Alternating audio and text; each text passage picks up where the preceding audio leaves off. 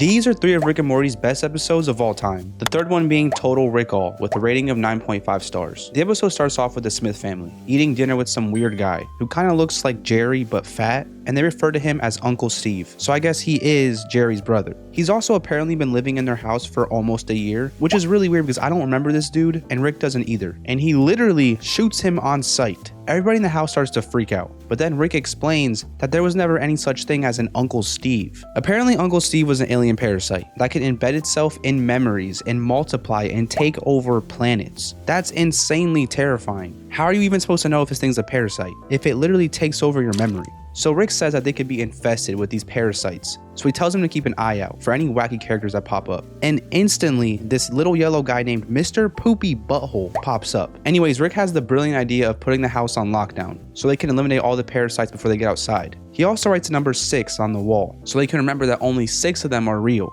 But couldn't he have just written their names on the wall so they would know who was real? And anyways, Mr. Poopy Butthole is the one who initiates the first flashback. And the flashbacks are what makes the parasites pop up. So it really has me thinking, is he a parasite? In the flashback though, we see that the Smith family and Mr. Poopy Butthole are about to go home from Hulk the Musical, but they get trapped in an elevator. But then cousin Nikki pops up to save them. Rick realizes something isn't right and shoots cousin Nikki in the shoulder. Rick didn't even know if cousin Nikki was a parasite, he just guessed. It's honestly terrifying how these aliens can live in your memories, and the fact that they can give you and another person the same memories is insane. Anyways, we get another flashback. And this time, Rick and his family are tied up on a Nazi submarine. But then they're saved by some butler-looking guy named Mr. Beauregard, who just smacks a Nazi with an umbrella. Before Rick can even process what's going on, we get 3 flashbacks with 3 new parasites: Frankenstein, Photography Raptor, and Sleepy Gary, which is now Beth's husband. It seems that parasites can not only make memories, but they can also change the memories you already have. Beth completely forgot she married Jerry,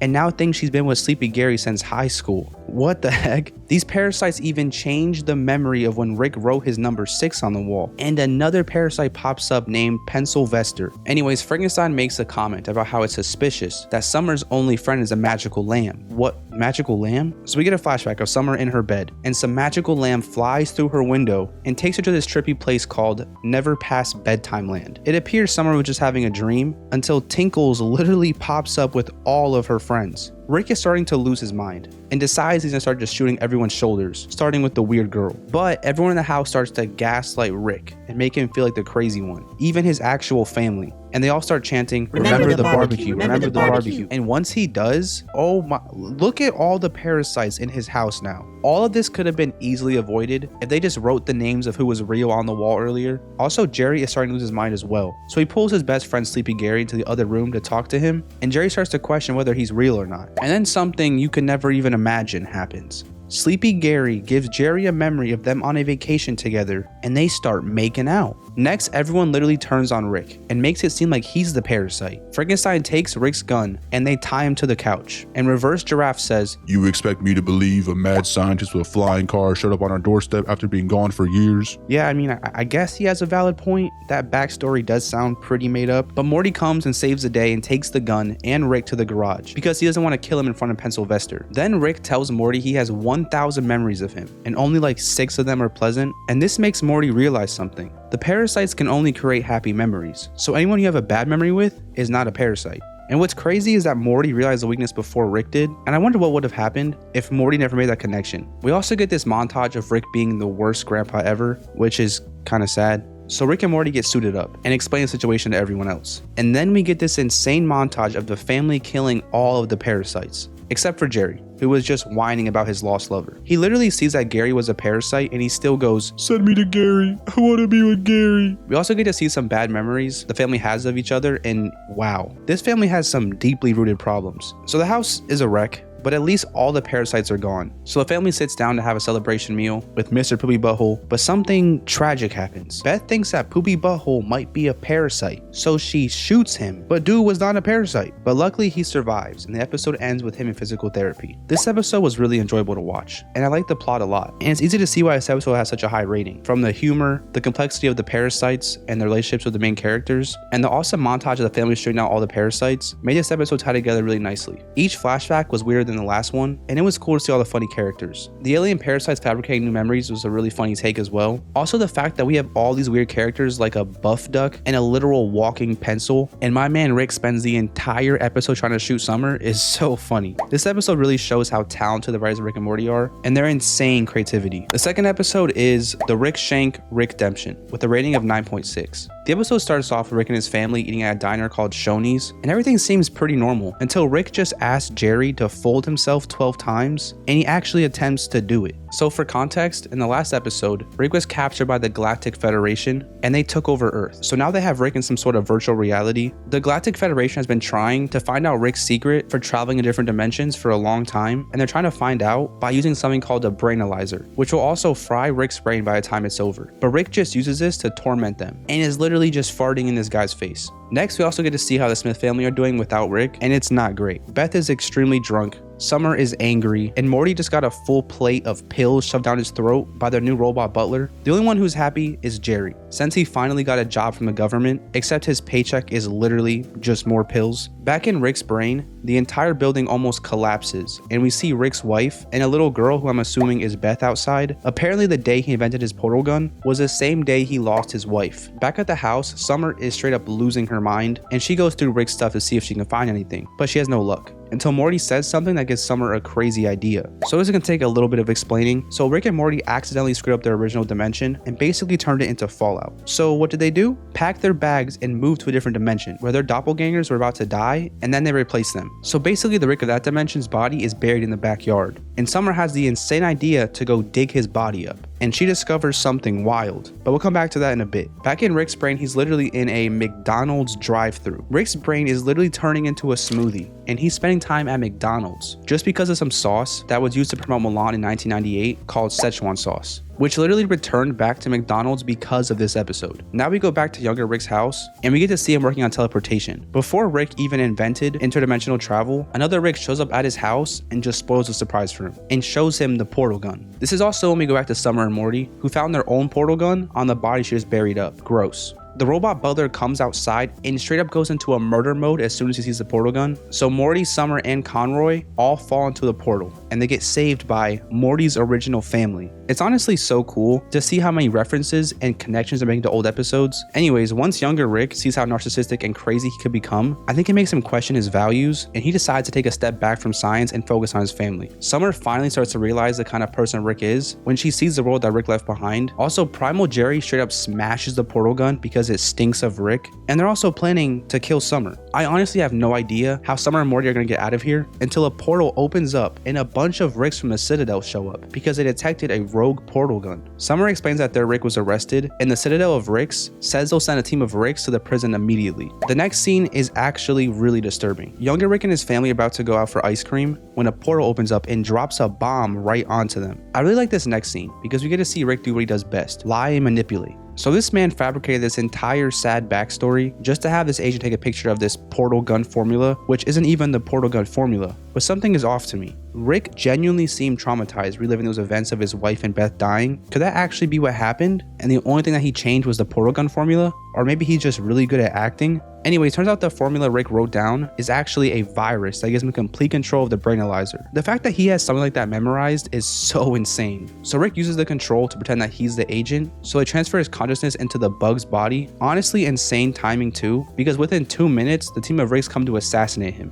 So Bug Rick transfers his mind into one of the SEAL Team Ricks, and then he starts just murdering all the other Ricks. But this is also when he learns that Summer and Morty are also at the Citadel. This is also Summer's first time seeing the Citadel of Ricks, which is basically just a government made by Ricks to avoid the actual government. Rick may hate himself, but he hates the government way more. So Morty and Summer are now on trial and talking to the Council of Ricks, which is just a bunch of Ricks with funny haircuts who run the place. The council tells Morty and Summer that their Rick is dead, and they should renounce him for an easier sentence, but they both refuse. The next scene is actually pretty cute, because we see why Morty kept telling Summer to forget Rick. Rick loves Morty, but he's given him a lot of trauma, and Morty wanted Summer to live a normal life and get away from all of that. But the point is that Rick isn't a hero, but more of like a super screwed up god. So then something pretty insane happens. Rick changes bodies with the commander-in-chief of the Citadel, and then Rick finds a control room and teleports the entire Citadel into the prison. So now there's pretty much just an all-out war happening between the Citadel and the Galactic Federation, and Rick infiltrates the council room and kills all the members except for one, who's holding Summer hostage. He also gives Morty a gun, and it seems like it has a note taped onto it, and the next scene honestly makes me feel pretty sad for Summer, because Summer spent the entire episode trying to save her grandpa,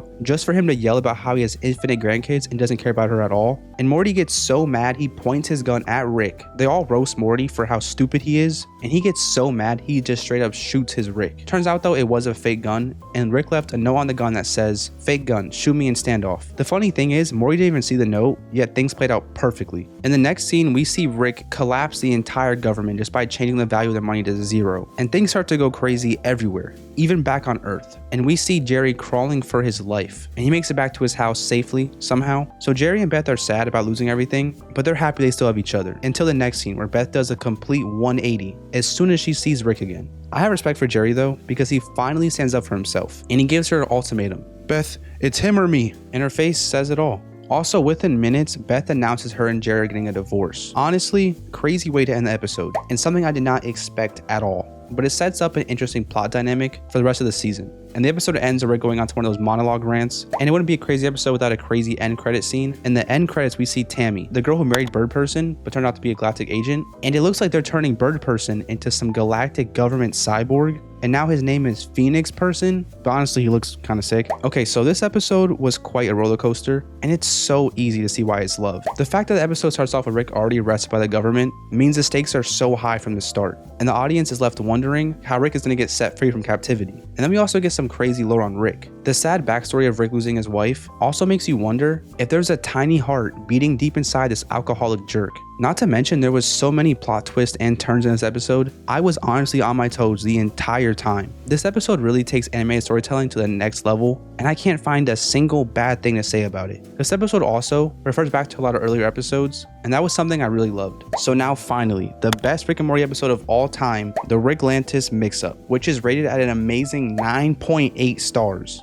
The episode starts off with Rick and Morty going to Atlantis, but before they can go, they are stopped by alternate versions of them who ask if they want to donate to the Council of Rick's redevelopment team, which is kind of ironic considering he's literally the Rick who murdered the entire council and teleported it into a prison. But anyways, Rick and Morty head to Atlantis, but it looks like we're not going to Atlantis, and we're going to be going to the Citadel instead. We very quickly learn that there is an election happening in the Citadel, so the Citadel is pretty much ran by Ricks, but there was a certain candidate who was very interesting, a positive, adorable little Morty. He's clearly being made fun of by all the other Rick candidates, but he still has a very positive outlook. We also meet other characters who have their own little short stories and character arcs. The first character we meet is Factory Work Rick, who just seems bored with life. It genuinely doesn't make any sense for any Rick to have a job in this society because they're all identical and have the same IQ, so realistically, one Rick shouldn't make more money than another. The next characters we get to see is Cop Morty and Cop Rick, who have a buddy cop dynamic. We learn that Morty Cop has already been through it and already had a few partners, while Rick is fresh out of the academy, so this is a very interesting dynamic. Also, this Morty is a total jerk. We also see a school called Morty Academy, where it seems like you have to learn to be a good partner for your Rick.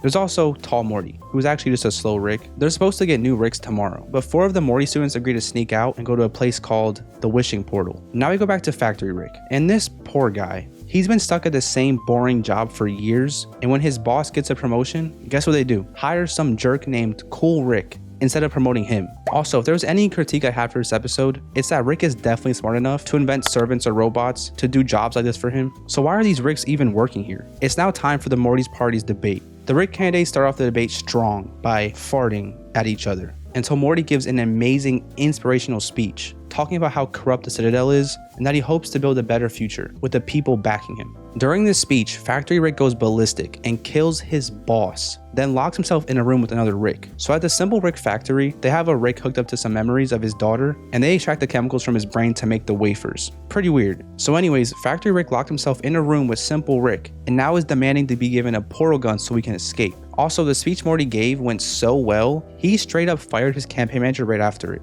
But now his numbers are soaring through the roof, and he's the top candidate in the election. We cut to Morty's old campaign manager drinking his pain away, but something weird happens. A Rick in a trench coat hands a file to Morty and tells him that President Morty isn't who he appears to be. And then we get left on a cliffhanger and get to see what Morty Cop and Rick Cop are up to. So they're investigating a robbery, and we see just how corrupt a cop Morty is. He straight up shoves a gun into Morty's mouth and threatens him. but it gets them to talk. I would not mess with Morty Cop. And they tell him about the Morty Town locos. When they go to investigate, they find 3 gangster Mortys hanging out with some tweaked out looking Rick. The Rick was making bootleg portal fluid and tries to escape, but he literally gets vaporized. Rick heads to the back room and finds a sad looking Morty, and as he lowers his weapon and goes to help the Morty, he stabs Cop Rick in the back and he is forced to shoot him. Morty Cop comes in and sends him to the car to get a med kit and says he'll handle the rest. Except he literally just destroys the entire building and kills everyone inside. So yeah, Morty Cop is just a cold blood killer. Next we see what the Academy kids have been up to on their quest to the wishing portal. So first they try to steal a mega fruit from this weird redneck looking Rick, and then they all start talking about what they think is in the wishing portal.